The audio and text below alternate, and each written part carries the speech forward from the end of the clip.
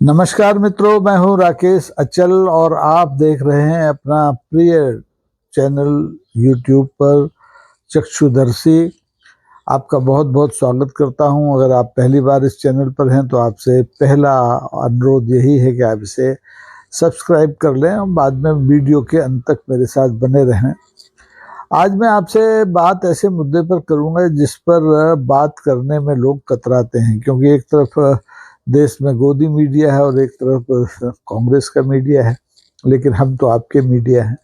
इसलिए हम बात करना चाहते हैं आज कांग्रेस के भीतर और बाहर जो हलचल मची हुई है, एक सतह के नीचे जो एक भूडोल मचा हुआ है, जो भूचाल छिपा हुआ है, उसकी बात करना चाहते हैं।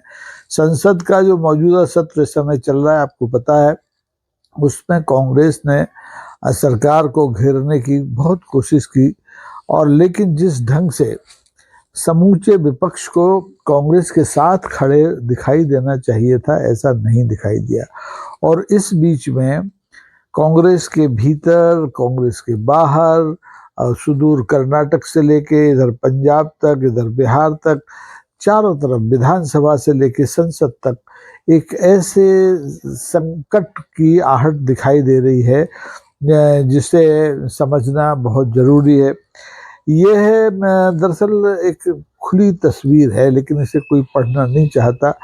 ये कोई इंटरनल क्राइसिस नहीं है, ये एक हकीकत है कि कांग्रेस इस समय संकट से गुजर रही है। कांग्रेस का नेतृत्व, कांग्रेस का संगठन और कांग्रेस की नीतियां सब परीक्षा, अग्नि परीक्षा के दौर से गुजर रही हैं। सबसे पहले अगर हम बात करें तो चलते हैं पंजाब। पंजाब ने इस देश को, कांग्रेस को बड़े बड़े नेता दिए हैं। राष्ट्रपति डॉक्टर ज्ञानी जैल सिंह और उसके आज़ादी के पहले तमाम लोग, और अभी तक कैप्टन, हमारे जो कैप्टन साहब थे, मुख्यमंत्री जो थे वहाँ के, मैं उनका नाम मुझे स्मरण नहीं आ रहा है, वो सब कांग्रेस में थे। कांग्रेस की ताकत रही है पंजाब एक जमाने में, लेकिन आजकल वहाँ ताकत कांग्रेस की कम है। वहाँ आम आदमी पार्टी की सरकार है, भारतीय जनता पार्टी मुख्य प्रतिद्वंदी पार्टी है, लेकिन उस कांग्रेस में भी जो पंजाब की कांग्रेस है, वहाँ भी अब विद्रोह के स्वर सुनाई देने लगे हैं। नवजोत सिंह सिद्धू का आपने नाम सुना होगा, कांग्रेस की वरिष्ठ नेता हैं। उन्होंने अपनी ही पार्टी के नेताओं पर बड़े गंभीर आरोप लगाए हुए हैं। उन्होंने आरोप पार्टी के नेतृत्व पर, प्रदेश के नेतृत्व पर भ्रष्टाचार का लगाया, अक्षमता का लगाया और खुलकर लगाया। और इसके बाद उनकी बात सुनने के बाद बजाय पार्टी ने पंजाब के नेतृत्व की क्षमता और ईमानदारी का परीक्षण किए बिना उन्हें सस्पेंड कर दिया। यही होता है जब अनुशासन टूटता है कथित तौर पर, तो निलंबन एक कार्रवाई होती है। जो पंजाब कांग्रेस के प्रभारी हैं भूपेश बघेल, उनका तो यही कहना है कि भाई अनुशासन टूटेगा तो कार्रवाई होगी, और ठीक भी है, अनुशासन टूटे तो कार्रवाई हो, लेकिन अगर पार्टी के लोग कोई मुद्दा उठाते हैं तो उस पर भी विचार होना चाहिए। वो अभी नहीं हो रहा है। पंजाब में आप देखें, जलंधर बड़ा पुराना शहर है, वहाँ पर नगर निगम आपकी कांग्रेस की है, और उसी नगर निगम के खिलाफ कांग्रेसी और दूसरे लोग प्रदर्शन कर रहे हैं। जाहिर है कि कांग्रेस का जो पकड़ है, संगठनात्मक पकड़ है, वो नीचे से ऊपर तक शिथिल होती जा रही है, कमजोर पड़ती जा रही है। राहुल गांधी और खड़गे साहब चाहे जितनी मेहनत कर लें, लेकिन उसके परिणाम अभी सामने नहीं आ रहे हैं। अभी आपने देखा कि संसद में वंदे मातरम पर बहस हुई, संसद में चुनाव सुधारों बनाम SIR पर बहस हुई। कांग्रेस ने जम के मोर्चा लिया, लेकिन कांग्रेस के साथ विपक्ष को जिस तरह से, जो उसके सहयोगी दल हैं जो NDA के साथ थे या NDA के से सहानुभूति रखते थे, उन सब ने वो एकजुटता प्रदर्शित नहीं की जो कि बिहार के चुनाव में दिखाई दी थी। तो इससे लगता है कि पार्टी का जो नियंत्रण है, कांग्रेस का जो नियंत्रण है, पार्टी पर भी कमजोर हो रहा है, और जो आपका गठबंधन है उस पर भी कमजोर हो रहा है। और अन्यथा लोग एक सुर में सुर मिलाते, राहुल गांधी के सुर में सुर मिलाते। राहुल ने अमित शाह जो हमारे गृह मंत्री हैं उनके भाषण का बायकॉट किया तो पूरा विपक्ष उठकर चला जाता, लेकिन नहीं है, बहुत से लोग बैठे रहे। हालांकि बहुत से लोगों ने राहुल का समर्थन किया, लेकिन इससे ये लग रहा है कि अब विपक्ष में भी लोग कांग्रेस के नेतृत्व को लेकर के थोड़े से संशय में हैं और अपनी ढपली, अपना राग अलापने में लग गए हैं। अब आप संसद में हो गया, अब विधानसभा में चलिए। कर्नाटक में कांग्रेस की सरकार है। कर्नाटक में कांग्रेस ने भारतीय जनता पार्टी की जड़ें उखाड़ करके सरकार बनाई और वहाँ पर सिद्धारमैया साहब मुख्यमंत्री हैं। लेकिन अब कांग्रेस में सरकार बनाने में जो मुख्य भूमिका हनुमान की निभाई थी DK शिव कुमार ने, वो असंतुष्ट हैं। दोनों के बीच के जो मतभेद हैं वो सतह पर हैं, कर्नाटक से चल करके दिल्ली तक आ गए हैं और अभी तक इस मामले का, इस नेतृत्व का जो संकट कर्नाटक पर मंडरा रहा है, कर्नाटक की सरकार पर मंडरा रहा है, कर्नाटक में कांग्रेस की सरकार है, तो ये संकट अभी हल हुआ नहीं है। ये या तो दबा दिया गया है या टाल दिया गया है, लेकिन कांग्रेस के ही नेता इस संकट में आग में घी का काम डालने का, आग में घी डालने का काम कर रहे हैं। कांग्रेस के पुराने बड़े वरिष्ठ नेता हैं, मध्य प्रदेश के मुख्यमंत्री रहे हैं दिग्विजय सिंह, उन्होंने एक टीवी चैनल के कार्यक्रम में साफ साफ कह दिया कि ये 2.5 साल का जो फॉर्मूला होता है ये ठीक नहीं है। यानी 2.5 साल एक आदमी मुख्यमंत्री रहे, 2.5 साल दूसरा मुख्यमंत्री रहे। एक दूसरे नेता है राजस्थान के जिन्होंने अभी तक सब्र रखा हुआ है, लंबे समय गुजार दिया, उनके खिलाफ मतलब 2020 से वो सब्र में हैं। उनके साथ के ज्योतिरादित्य सिंधिया जैसे लोग कांग्रेस छोड़कर भाजपा में चले गए, लेकिन वो नहीं गए। उनका नाम है सचिन पायलट। सचिन पायलट ने कर्नाटक के मसले पर जब उनसे पूछा गया तो उन्होंने कह दिया नो कमेंट। अब सचिन पायलट के नो कमेंट कहने का मतलब ही बहुत कुछ होता है कि मतलब वो भी जो पार्टी नेतृत्व है उसके कामकाज से, उसके रीति नीति से मुतमईन नहीं है, संतुष्ट नहीं है, इसीलिए उन्होंने नो कमेंट कर दिया। बिहार में आपको मालूम ही है, बिहार विधानसभा चुनाव में कांग्रेस ने जिस ढंग से एक तूफान खड़ा किया था, वोट चोर गद्दी छोड़ का नारा दिया था, वोट अधिकार की यात्रा निकाली थी और महागठबंधन के पक्ष में बड़ी भयंकर हवा बनाई थी, लेकिन जब परिणाम आए तो पूरा गठबंधन ढेर हो गया। RJD समेत पूरा गठबंधन ढेर हो गया। कांग्रेस को ही कुल मिला के 6-7 सीटें मिली। तो वहाँ भी बिहार कांग्रेस में भी भयानक असंतोष है और बिहार के कांग्रेस के नेता ये कह रहे हैं कि देखिए हार अलग चीज है, उसको चुनावी हार को आप छोड़ दीजिए, लेकिन ये हार संगठन की भी हार है और इसकी समीक्षा होनी चाहिए और इसके बाद इस पर काम भी होना चाहिए, यानी निर्णय भी होना चाहिए।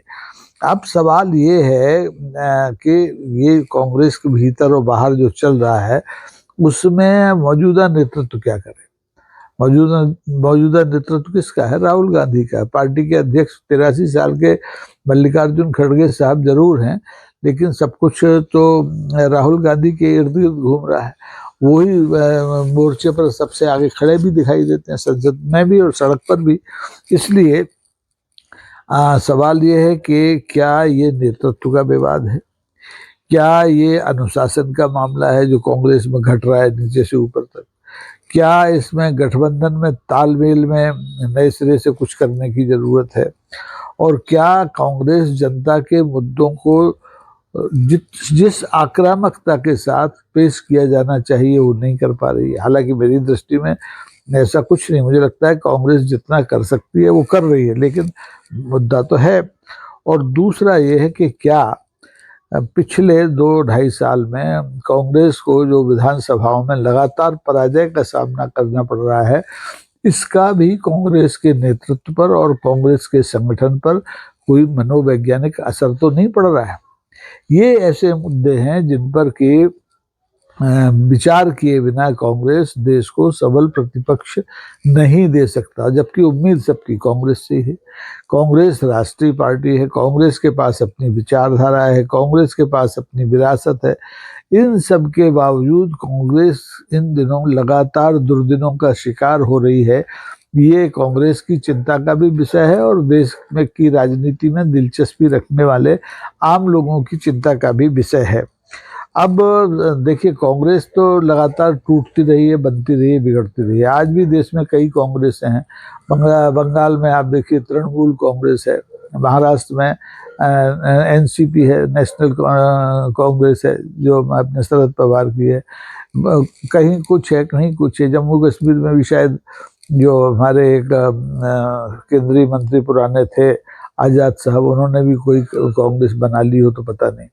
तो कांग्रेस तो है, अलग अलग स्वरूप में है, लेकिन एक कांग्रेस जो कांग्रेस देश को नेतृत्व दे सके, जो भारतीय जनता पार्टी के का विकल्प बन सके, ऐसी कांग्रेस की जरूरत इस देश को है और वो इस समय दिखाई नहीं दे रही है। अब सवाल ये है कि कांग्रेस क्या इस मौजूदा संकट से अपने आप को बाहर निकाल लेगी, या कांग्रेस हमेशा हमेशा के लिए समाप्त हो जाएगी और भारतीय जनता पार्टी का जो सपना है कांग्रेस विहीन भारत, वो पूरा हो जाएगा।